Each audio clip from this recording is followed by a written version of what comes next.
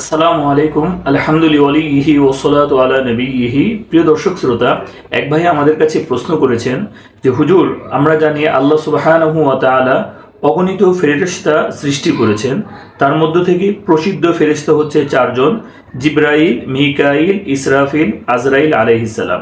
তো এই চারজন প্রসিদ্ধ ফেরেশতার নাম কোরআন ও হাদিসের কোথাও কি উল্লেখ আছে?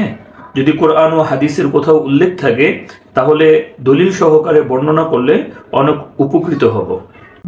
মাশাআল্লাহ, কোরআন ও হাদিসের প্রতি আপনার আগ্রহ দেখে খুবই ভালো লাগলো।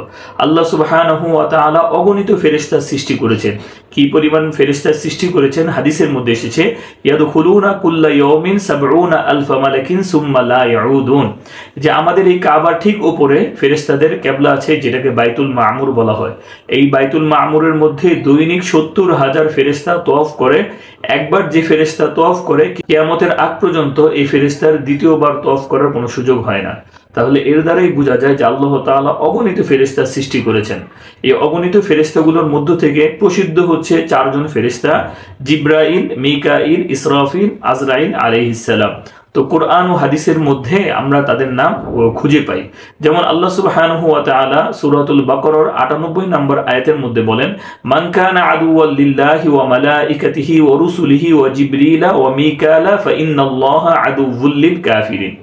নিশ্চয়ই যে ব্যক্তি আল্লাহ এবং তার ফেরেশতা এবং তার রসুল জিবরাইল এবং মিকাইলের শত্রু হবে, নিশ্চয়ই আল্লাহ রাব্বুল আলামিন তার শত্রু। সূরা বাকারার ৯৮ নম্বর আয়াতে আল্লাহ সুবহানাহু ওয়া তাআলা দুইজন ফেরেশতা অর্থাৎ জিবরাইল আলাইহিস সালাম এবং মিকাইল আলাইহিস সালামের নাম উল্লেখ করেছেন। তাছাড়া সহিহ হাদিসের মধ্যে হযরত ইসরাফিল আলাইহিস সালাতু ওয়াস সালামের নাম এসেছে। সহিহ মুসলিমের ৭৭০ নম্বর হাদিস, আল্লাহ রসুল সাল্লাল্লাহু আলাইহি ওয়াসাল্লাম যখন রাত্রিবেলা নামাজের জন্য দাঁড়াতেন, তখন নবীজি সাল্লাল্লাহু আলাইহি ওয়াসাল্লাম এই দোয়া পাঠ করতেন: আল্লাহুম্মা রাব্বা জিবরাইল ওয়া মিকাইল ওয়া ইসরাফিল ফাতিরুস সামাওয়াতি ওয়াল আরদ ইলা আখিরিল হাদিস। তো এই উল্লেখিত হাদিসের মধ্যে আমরা আরেকজন ফেরেশতা হযরত ইসরাফিল আলাইহিস সালাতু ওয়াস সালামের নাম খুঁজে পাই। এখন আসেন, হযরত আজরাইল আলাইহিস সালাতু ওয়াস সালামের নাম কোরআন ও হাদিসের মধ্যে উল্লেখ আছে কিনা। এই ক্ষেত্রে হাফেজ ইবনে কাসির রাহিমাহুল্লাহ তার বিখ্যাত কিতাব আল বিদায়া ওয়ান নিহায়ার প্রথম খণ্ডের ৫২ নম্বর পৃষ্ঠার মধ্যে উনি স্পষ্টভাবে উল্লেখ করেন, ওয়া আম্মা মালাকুল মাউত ফালাইসা বিমুসাররাহিন বিইসমিহি ফিল কুরআন ওয়ালা ফিল আহাদিসিস সিহাহ। হাফেজ ইবনে কাসির রাহিমাহুল্লাহ বলেন, মালাকুল মাউতের নাম কোরআন ও হাদিসের মধ্যে সুস্পষ্টভাবে কোথাও বর্ণিত হয়নি। ওয়াকাদ জাআ তাসমিয়াতুহু ফি বা'দিল আসার বিআজরাইল। তবে কিছু আসারের মধ্যে মালাকুল মউতের নাম আজরাইল আলাইহিস সালাম বলে উল্লেখ রয়েছে। আল্লাহু আ'লাম। তাহলে এই জায়গার মধ্যে আমরা জানতে পারলাম যে কিছু কোরআনের মধ্যে হযরত জিবরিল আলাইহিস সালাম এবং মিকাইল আলাইহিস সালামের নাম আছে, হাদিসের মধ্যে হযরত ইসরাফিল আলাইহিস সালামের নাম এসেছে, এবং কিছু আসারের মধ্যে হযরত আজরাইল আলাইহিস সালাতু ওয়াস সালামের নাম এসেছে। তাছাড়া আরো বহু ফেরেশতাদের নাম কোরআন ও হাদিসের বিভিন্ন জায়গায় উল্লেখ করা হয়েছে। তো যেহেতু এখানে প্রশ্ন করা হয়েছে চারজন প্রসিদ্ধ ফেরেশতার ব্যাপারে, এজন্য এখানে চারজন প্রসিদ্ধ ফেরেশতার বিষয়ে আলোচনা করা হয়েছে।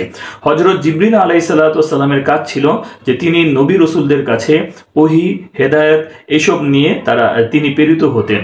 তাছাড়া হযরত মিকাইল আলাইহিস সালাতু ওয়াস সালামের কাজ হচ্ছে কোন জায়গায় বৃষ্টি বর্ষণ হবে, কোন জায়গায় বৃষ্টি বর্ষণ হবে না, ফসল উৎপন্ন হবে কি হবে না, এবং মেঘকে প্রবাহিত করার কাজ হচ্ছে হযরত মিকাইল আলাইহিস সালাতু ওয়াস সালামের। আর হযরত ইসরাফিল আলাইহিস সালাতু ওয়াস সালামের কাজ হচ্ছে তিনি সিংহায় ফুৎকার দিবেন, এই সিংহায় ফুৎকারের কাজের জন্য তিনি নিয়োজিত আছেন। আর মালাকুল মউতের কাজ হচ্ছে তিনি পৃথিবীর মধ্যে যত মাখলুক আছে সমস্ত মাখলুকের প্রাণকে তিনি হরণ করার দায়িত্বে নিয়োজিত আছেন। তাছাড়া আল্লাহ তাআলা অগণিত ফেরেশতা সৃষ্টি করে রেখেছেন, এক একজন ফেরেশতাকে এক এক ধরনের দায়িত্ব দিয়েছেন। তো একজন মুসলিম হিসেবে আমাদের দায়িত্ব হচ্ছে এই কথা বলা যে আল্লাহ তাআলা পৃথিবীর মধ্যে যত ফেরেশতা প্রেরণ করেছেন, যত ফেরেশতা সৃষ্টি করেছেন, বিনা বাক্যে আমি একজন মুসলিম হিসেবে সকলের প্রতি ঈমান আনি এবং প্রতি বিশ্বাস রাখি। তাহলে এতটুকু আমাদের জন্য যথেষ্ট হবে।